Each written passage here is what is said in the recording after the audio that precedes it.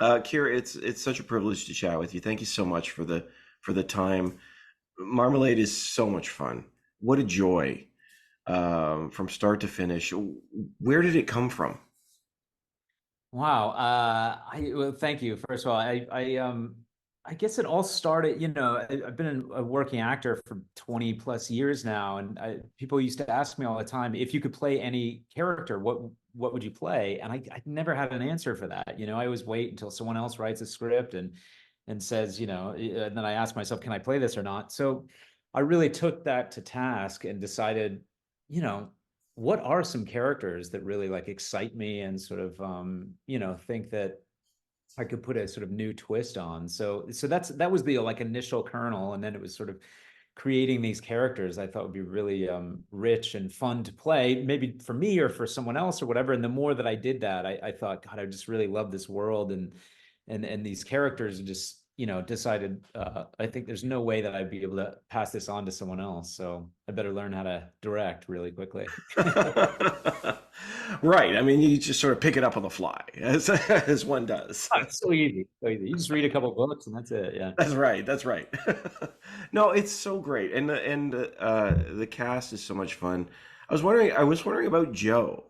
Like, what Yeah. was it about Joe that made you think this is my guy? This is Yeah, it's Barry. interesting, right? Obviously Joe is like in the sort of still the early stages of Yeah. big career to come, right? But there was I wrote these characters and then I kind of wrote myself into a corner because I was like, now here's some like great, I wanted to have these characters with duality and sort of like wild layers and kind of, but it requires a very specific performer to pull these things off. So, the lists were not long, and Joe was always at the top of my list. I just like he has this kind of sincerity, right? This genuineness, this warmth on screen. Like the guy is just sweet, right? Like you just root for him in everything he does. And so I, I knew that we needed those qualities, right? So, but I'd never seen him do anything like bigger or sort of charactery like this. So we sent him the script, and luckily he responded right away. We had a great meeting, and he was like, man, I'm so flattered, but why me? Sort of similar question that you just asked, he asked himself. And because he said out, with Stranger Things, he's just sort of, people see him just as that, right? So Yeah. he's like getting offers for that role over and over again. So he's of course really trying to break out of the box, and boy will he ever, because he's obviously, you see him in my film and many things that he has coming up, and he's really stretching himself. But it was great. I mean, he was so collaborative. We worked together on the accent and the clothes and his walk and talk and everything. And it was everything I needed and more. Yeah. Yeah, he does a great job. It's interesting because he just sort of immerses himself into this character that's so different than we've seen him before. You almost forget that it's him. To be Right. perfectly honest, it's unrecognizable in a lot of ways. Yeah, I mean, I agree with you, right? Like I knew of Joe's work. I was a fan of his. I did not know him before. And, halfway through shooting, I was like, I did sort of remember, oh my God, yeah, that is Joe Yeah. Keery. I was just really to start to he fully transformed. Yeah. Yeah, and Baron is such a great character. He's so complicated in so many ways. He's innocent, but he's got a bit of an edge and a dark side. Um, But you, he is pardon? trying to, of course, put the audience in his shoes, Yeah, right? So that's sort of vulnerable and compassionate and sort of, but you're right. Like he has a sort of edge because he's questioning things as he goes, just how we want the audience to be. So he's kind of used for a specific purpose in the film, as well as Marmalade is used yeah, for a very specific purpose. She becomes this sort of red herring that is designed for to like not only lull Baron along, but also lull the audience along, right? And to like pull them in a certain direction. I don't know if I like her. I don't know, is she trustworthy? Is she not? But she's very magnetic and dangerous, and he feels that as well. But he's still pulled in that direction. and I'm glad you bring her up because obviously she's great too. But this is a film that really plays with the idea of the rules. And I was wondering, for you, that one point I think it's Marmalade actually says there's nothing either good or bad, but thinking makes it so. I was just wondering for you what it means to make the rules. Who makes the rules? Because here we've got this guy in prison, and we're not sure he should be there or whether he shouldn't, and there's this other storyline going on as well with his cellmate. Who makes the rules?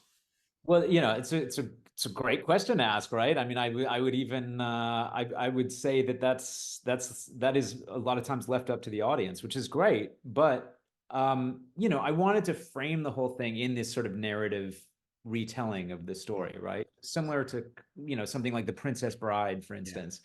Is that you set the parameters of kind of like, okay, these two guys, one will be telling the other a story.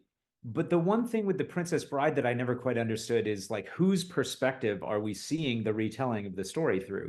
Is it the grandfather's? Is it the grandson's? Or is it the audience's? Right. So Yeah. that is the piece of the puzzle that I really wanted to like push and then also start to question that. So, like you said, it's like setting up the rules, at least the rules of the movie, right?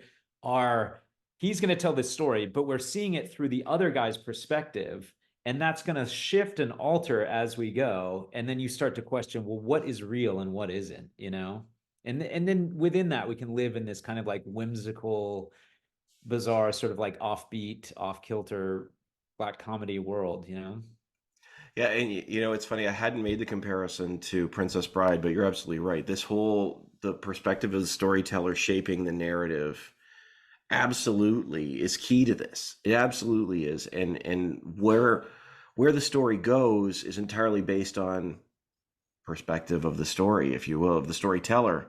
Exactly right. Exactly. Yeah. And I wanted to play with things like that, where someone says, "I had a dream I had a dream last night, and you were in it, but it wasn't you." You know what I mean? Where people Yeah. are like, "It was like a version of you," and that. So I really wanted to like take that and run with that of sort of like how do those things shift and alter, and how much of it do you actually see for what it was? Yeah, absolutely. I wanted to ask you about a recurring theme that comes up in the film, and it's where there is life, there is hope. Mm. And it obviously this is played with throughout the film, but I was, as the one who created the film, brought it to life. Do you think that's true? What do you think that means to you and to these characters? Well, I think what I loved about the sentiment, right? It's a kind of like an old adage, but it's like it means something different to probably all of the characters, right? But I think at the heart of it, right, it is Baron's story Yeah. and the love for his mother, and that he's fighting for his mother. And then I think that it takes on a much sort of grander perspective by the end. But uh, I think it can be taken quite literally for what it is, which is, if someone is struggling, you can't, don't just give up on them. You can still fight, and there's always time. But also it can sort of take on a sort of more ethereal sort of like, hope for yourself, or, Mm, there's it's never too late, right? I'll say that yeah. it's never too late. Yeah. It's never too that could apply to Baron's situation that he's in, throughout the film. Oh, for sure. And it weaves itself into so many different storylines and so many different Yeah. characters, I think, along the way.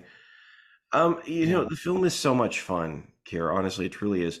I'm wondering, what is it you hope people take away from their time with Marmalade?